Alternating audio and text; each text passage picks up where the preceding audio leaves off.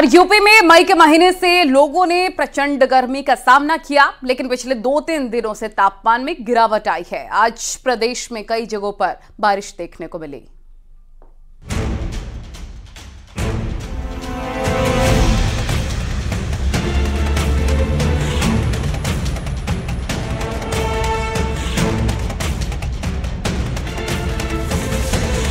पिछले 1.5 महीने से सूरज जलाने पर आमादा था, लेकिन अब कुछ दिनों से पारा थोड़ा नीचे आया है, जिससे कई जगहों पर बारिश भी देखने को मिली है। राहत की ये फुहारें बरस रही हैं रामनगरी अयोध्या में प्री मानसून ने दस्तक दे दी है, जिससे अयोध्या वासियों को बारिश ने गर्मी से निजात दिलाने का काम किया है। जो पारा 42 डिग्री से ऊपर चला गया था, अब 36 से 37 डिग्री के बीच पहुँच गया है। इतना ही नहीं, मौसम विभाग ने अगले 4-5 दिनों में भारी बारिश होने की संभावना जताई है। अयोध्या में शुक्रवार रात से ही आसमान में बादल छाए थे, हवाएं भी चल रही थी। लोग बारिश का बेसब्री से इंतजार कर रहे थे। अयोध्या के शहरी से लेकर ग्रामीण इलाकों में बारिश देखने को मिली है। कहीं कम, कहीं ज्यादा बारिश हुई है। पिछले दिनों ताज नगरी आगरा में तापमान 47 डिग्री के पार चला गया था, लेकिन अब यहाँ भी मौसम में बदलाव हुआ है। सुबह से ही कहीं बादल दिखे तो कहीं जोरदार बारिश हुई। बदले मौसम के बीच लोग मस्ती करते हुए भी देखे गए। आगरा में इस बार जबरदस्त गर्मी पड़ी है। गर्मी ने सारे कीर्तिमान ध्वस्त कर दिए, लेकिन अब मौसम ने करवट ली है। लोगों का कहना है कि अभी आगरा में और बारिश की दरकार है। देखिए 3-4 दिन से अभी थोड़ा सा कुछ नमी आई है, ठंडा मौसम हुआ है, काफ़ी अच्छा लग रहा है। अपना करीब 1 घंटे बारिश हुई लगभग, बहुत अच्छा लगा। कुछ नमी आई मौसम में, अच्छा लगा है। 2-4 दिन और बारिश हो जाए तो और अच्छा लगेगा। शाहजहांपुर में दोपहर अचानक मौसम बदला। बादलों के आने से तापमान में गिरावट आई है। वहीं तेज हवाओं के साथ बादलों के छाने से मौसम सुहाना हो गया। हल्की बारिश होने से हीटवेव से लोगों को राहत मिली है। Bureau report, news 18।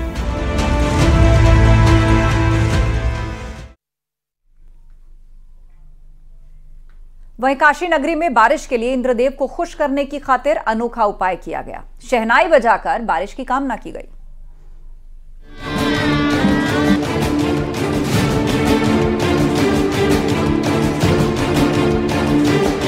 भोले की नगरी काशी में इस बार प्रचंड गर्मी से लोगों को काफी दिक्कतों का सामना करना पड़ा है, लेकिन अब पारा 40 डिग्री के नीचे आया है। लोग अब मॉनसून का इंतजार कर रहे हैं।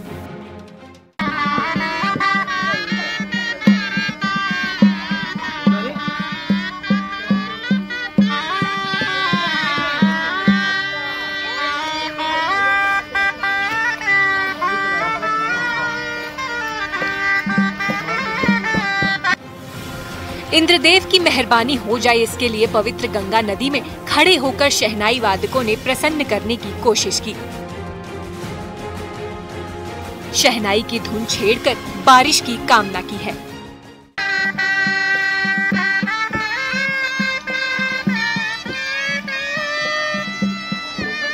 गर्मी से बेहाल है लोग, इसलिए मैं भगवान बाबा विश्वनाथ जी का आशीर्वाद लेके चलता हूँ मंदिर से। माँ गंगा का चरण छू के मैं प्रणाम करता हूँ। उनको माला, फूल, अगरबत्ती जला करके भगवान इंद्र को मैं समर्पित करता हूँ। और भगवान इंद्र से विगत वर्षों के भांति इस वर्ष भी मैंने प्रार्थना किया कि हे नाथ, बारिश कम से कम हो जाए, जो काशी की जनता ने, पूरे देश की जनता को राहत मिले। किसान मौसम विभाग के मुताबिक मानसून अपनी सामान्य रफ्तार से आगे बढ़ रहा है। पूर्वी उत्तर प्रदेश में लू का असर कम हुआ है, वहीं पश्चिमी उत्तर प्रदेश में गर्मी अभी बनी रह सकती है। कहा जा रहा है कि 24 जून तक पूर्वी उत्तर प्रदेश के 50% जगहों पर बारिश होगी। 26 जून से मॉनसून के आने की संभावना है। शुक्रवार को भी प्रदेश के कई इलाकों में बारिश हुई। खासकर पूर्वी उत्तर प्रदेश में मौसम खुशनुमा बना हुआ है। 26 जून तक पश्चिमी उत्तर प्रदेश में भी अच्छी बारिश की उम्मीद जताई जा रही है। वाराणसी से रवि पांडे के साथ ब्यूरो रिपोर्ट, न्यूज़ 18।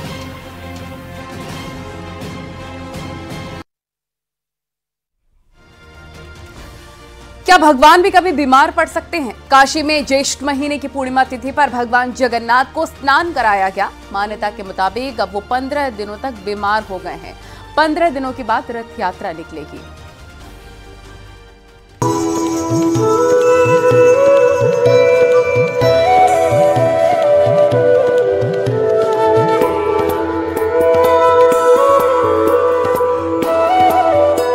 भोले की नगरी काशी में भगवान जगन्नाथ के जलाभिषेक की परंपरा सदियों से चली आ रही है। जगन्नाथ मंदिर में गर्मी से निजात दिलाने के लिए भक्त गंगा जल से स्नान कराते हैं। ज्यादा स्नान की वजह से भगवान जगन्नाथ, भाई बलभद्र और बहन सुभद्रा बीमार हो गए हैं। पौराणिक मान्यता के मुताबिक भगवान 15 दिन तक एकांतवास में चले जाते हैं। इस दौरान खास काढ़े से उनका इलाज भी होता है। ये परंपरा अनवरत चली आ रही है। अब भक्तों को अपने आराध्य के दर्शन के लिए 15 दिनों का इंतजार करना होगा, क्योंकि इस दौरान मंदिर में ना तो घंटी बजती है और ना ही श्रद्धालु दर्शन कर पाते हैं। पूरे 15 दिनों तक भगवान को शीतल लेप भी लगाया जाता है और रात को सोने से पहले मीठा दूध अर्पित किया जाता है। आज के दिन प्रभु जगन्नाथ जी जो है अपने मंदिर के छत पे आते हैं स्नान के लिए, और इसे स्नान यात्रा कहते हैं। आज भक्तों के बीच में प्रभु आते हैं और आज ही का दिन विशेष महत्व है कि भक्त जो है आज वो उनको स्पर्श करते हैं और अपने हाथों से जो है स्नान करा करके विधिवत स्नान कराते हैं, जिसके कारण जो है भगवान अति स्नान की वजह से अस्वस्थ हो जाते हैं। काशी के 80 क्षेत्र में भगवान जगन्नाथ का भव्य मंदिर है। धार्मिक मान्यताओं के मुताबिक काढ़े का सेवन करने के बाद भगवान जगन्नाथ, भाई बलभद्र और सुभद्रा स्वस्थ हो जाते हैं। इसके दौरान उनको काढ़े का भोग लगाया जाता है और 15 दिन के पश्चात जो है भगवान दर्शन देंगे ही मंदिर में, और फिर उसके बाद रथ यात्रा महोत्सव मनाया जाता है। भगवान जी का पट बंद हो जाता है और 15 दिन तक हम लोग भगवान जी का अर्चना करते हैं। फिर भगवान जी 15 दिन बाद स्वस्थ होते हैं। फिर वो अपने ससुराल घूमने के लिए जाते हैं। फिर हम लोग वही रथ यात्रा का मेला निकलता है। भगवान के दर्शन करने के लिए लोग दूर दराज से पहुंचते हैं।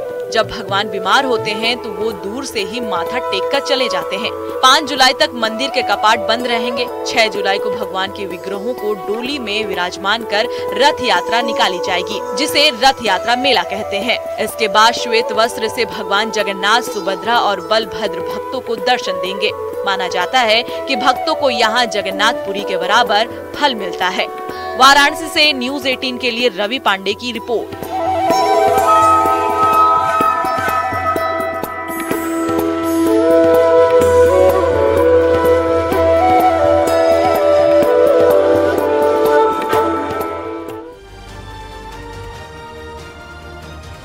मेरठ से एक बेहद ही चौंकाने वाली घटना सामने आई है। एक 17 साल का लड़का स्विमिंग पूल में नहाने गया, लेकिन जब बाहर आया तो अचानक जमीन पर गिर पड़ा। बाद में उसकी मौत हो गई।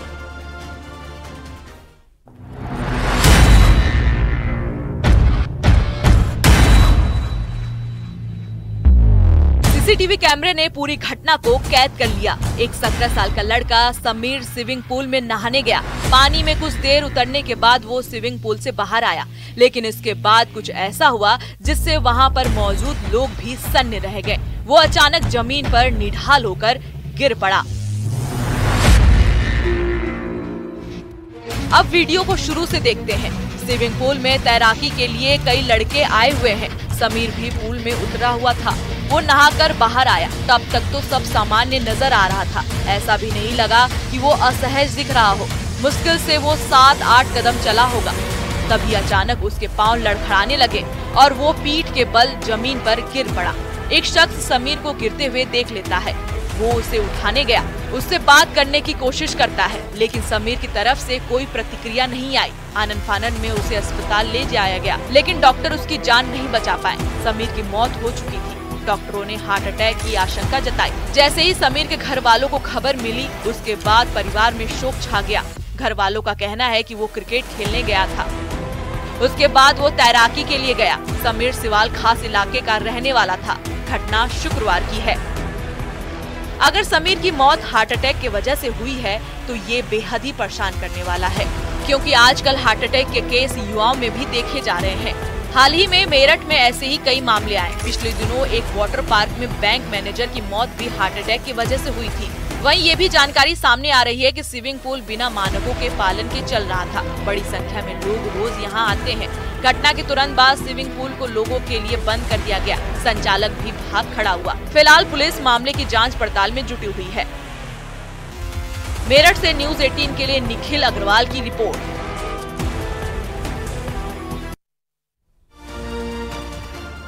अगर आपके बच्चे भी वैन से स्कूल जाते हैं तो ये खबर बेहद सावधान कर देने वाली है। गुजरात के बड़ोदरा से एक बेहद ही चौंकाने वाली घटना सामने आई। यहां पर एक ड्राइवर की लापरवाही की वजह से 2 स्कूली छात्राएं चलती वैन से नीचे गिर गई। पूरा मामला क्या है इस रिपोर्ट में देखिए।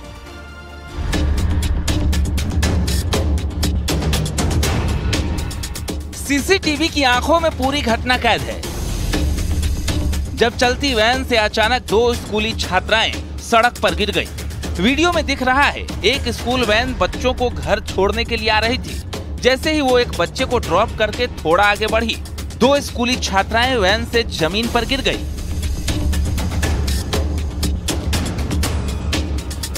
इस घटना के बाद ड्राइवर ने वैन नहीं रोकी, वो वहां से भाग खड़ा हुआ। बच्चियों के सड़क पर गिरने के बाद आसपास के लोग भी दंग रह गए। एक शख्स तो ड्राइवर को वैन रोकने के लिए कहने लगा, लेकिन वैन काफी दूर निकल चुकी थी। धीरे धीरे मौके पर और भी लोग इकट्ठा हो गए। गिरने से लड़कियों को चोट आ गई थी, जिससे वो ठीक से खड़ी भी नहीं हो पा रही थी। बाद में बच्चियों को घर ले जाया गया।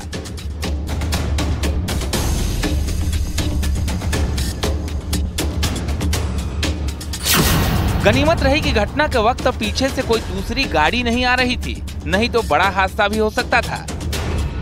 आरोप है कि ड्राइवर ने लापरवाही से वैन चलाई, लेकिन ड्राइवर ने आरोप को नकार दिया। ड्राइवर का कहना है कि छात्राओं ने वैन का पिछला दरवाजा खोल दिया था।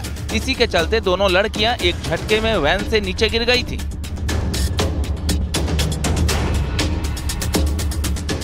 बच्चों के अभिभावकों का आरोप है कि ड्राइवर ने वैन के पीछे का गेट ठीक से बंद नहीं किया था और इसी वजह से बच्चे गिरे। इस घटना से स्कूल जाने वाले छात्रों की सुरक्षा को लेकर सवाल खड़े हो रहे हैं।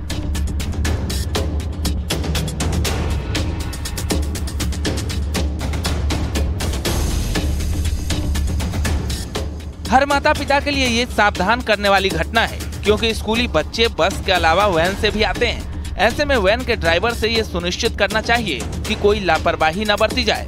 वैन के दरवाजे अच्छे से बंद हों, ताकि ऐसी घटनाएं सामने न आए। बाद में पुलिस ने ड्राइवर को अरेस्ट कर लिया।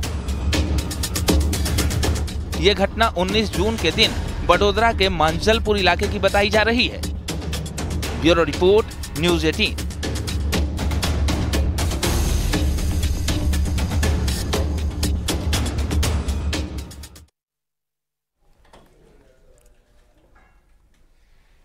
अमेरिका के न्यू जर्सी में एक इमारत को ध्वस्त किया गया। ये इमारत 100 साल पुरानी बताई जा रही है। ये पावर प्लांट की बिल्डिंग थी जो काफी समय से बंद थी। बम की मदद से बिल्डिंग को डिमोलिश किया गया।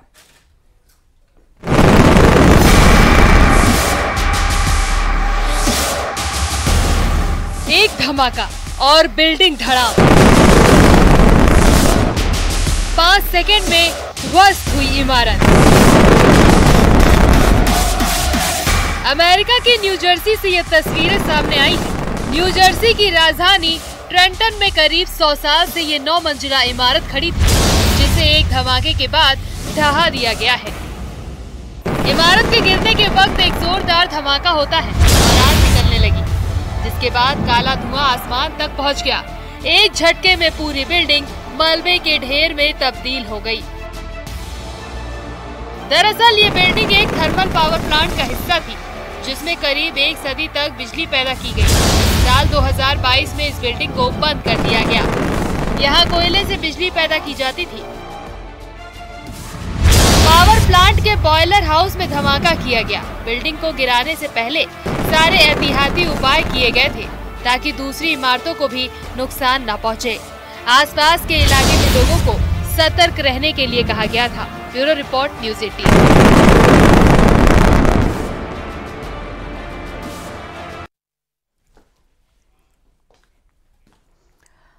खबरें जारी है, रुकेंगे छोटे से ब्रेक के लिए। आप बने रहिए हमारे साथ।